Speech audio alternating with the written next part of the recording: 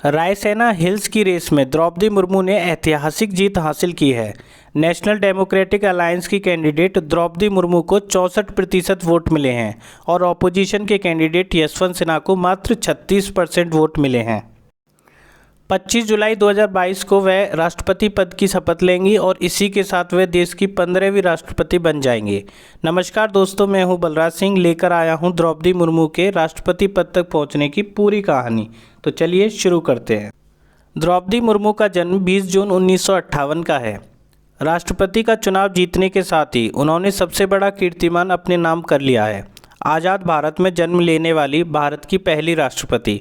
इनसे पहले देश में अब तक 14 राष्ट्रपति हुए हैं, वो सब 15 अगस्त 1947 से पहले पैदा हुए थे। अब दिमाग में ये सवाल तो आ ही गया होगा कि आज़ाद भारत में जन्म लेने वाले भारत के पहले प्रधानमंत्री कौन हैं। अपना उत्तर कमेंट बॉक्स में भेज देना।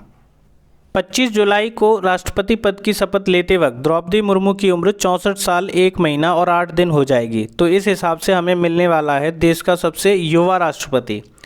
इनसे पहले देश के सबसे युवा राष्ट्रपति का रिकॉर्ड अब तक नीलम संजीव रेड्डी के नाम दर्ज था। अब दूसरा सवाल दिमाग में आ गया है तो सोचा आपसे पूछ लूँ, भारत का सबसे उम्रदराज यानी कि ओल्डेस्ट राष्ट्रपति कौन रहा है? उत्तर कमेंट बॉक्स में ज़रूर देना। द्रौपदी मुर्मू एक आदिवासी नेता हैं। देश को अब तक आदिवासी कम्युनिटी से ना तो कोई प्रधानमंत्री मिला और ना ही राष्ट्रपति, लेकिन अब मुर्मू ने राष्ट्रपति बनकर इतिहास रच दिया है।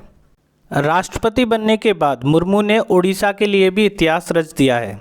वह ओडिशा से राष्ट्रपति पद तक पहुंचने वाली पहली राजनेता बन गई हैं। द्रौपदी मुर्मू देश की दूसरी महिला राष्ट्रपति होने जा रही हैं। पहली महिला राष्ट्रपति का नाम कमेंट में ज़रूर बताएं। द्रौपदी मुर्मू देश की ऐसी पहली नेता बन गई हैं जो पहले पार्षद रहीं और अब राष्ट्रपति बनने जा रही हैं। देश के इतिहास में ये पहली बार हुआ है जब कोई पार्षद राष्ट्रपति का चुनाव जीतने में कामयाब हुआ हो। ये पहली बार नहीं है जब मुर्मू ने कोई कीर्तिमान रचे हैं। इससे पहले भी वह कई बार इतिहास रच चुकी हैं। वह झारखंड की पहली महिला राज्यपाल भी रही हैं। यही नहीं, वे देश के किसी भी प्रदेश की राज्यपाल बनने वाली देश की पहली आदिवासी महिला नेता भी रही हैं।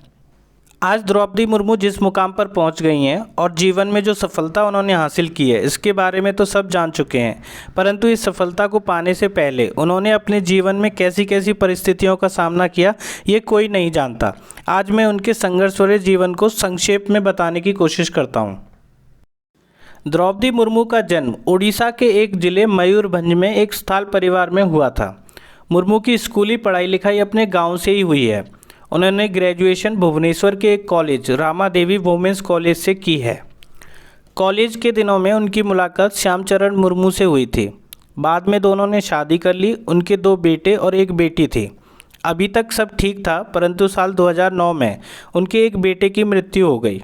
वो इस दुख से उबर पाती कि ठीक 4 साल बाद साल 2013 में दूसरा बेटा भी गुजर गया और ठीक इसके 1 साल बाद उनके पति श्यामचरण मुर्मू की भी मृत्यु हो गई। महज 5 साल के अंदर मुर्मू का पूरा परिवार खत्म हो गया। अब उनके परिवार में केवल उनकी बेटी इतिश्री और उनके दामाद गणेश हेम्ब्रम ही बचे हैं। साल 1997 का समय था जब ओडिशा के रायरंगपुर जिले से पहली बार उन्हें जिला पार्षद चुना गया था। साथ ही रायरंगपुर की उपाध्यक्ष भी वह बनी। साल 2002 से लेकर साल 2009 तक मयूरभंज जिला की भाजपा अध्यक्ष बनने का भी उन्हें मौका मिला।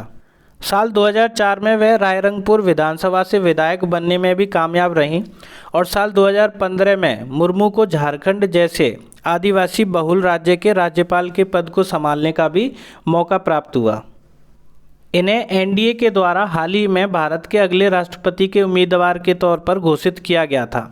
लगभग 10 घंटे चली मतगणना के बाद द्रौपदी मुर्मू को विजय घोषित कर दिया गया और अब वह भारत की 15वीं राष्ट्रपति बनने जा रही हैं। वीडियो अच्छी लगी हो तो वीडियो को लाइक ज़रूर कर देना और अपने दोस्तों के साथ शेयर कर देना। इसी तरह की और वीडियोज़ पाने के लिए चैनल को सब्सक्राइब करना। धन्यवाद।